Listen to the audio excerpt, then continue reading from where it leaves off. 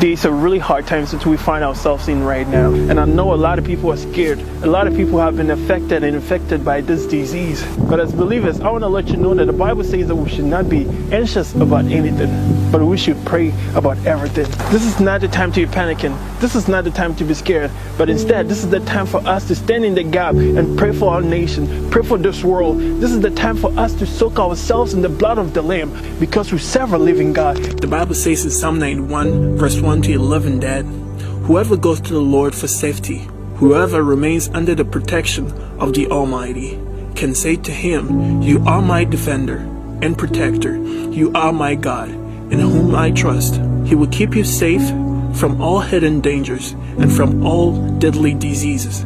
He will cover you with his wings. You will be safe in his care.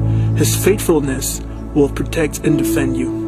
You need not fear any danger at night, or sudden attack during the day, or the plagues that strike in the dark, or the evil that kill in daylight.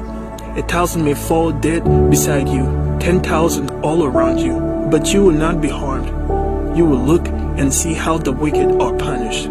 You have made the Lord your defender, the Most High your protector, and so no disaster will strike you. No violence will come near your home. God will put his angels in charge of you to protect you wherever you go. Shalom.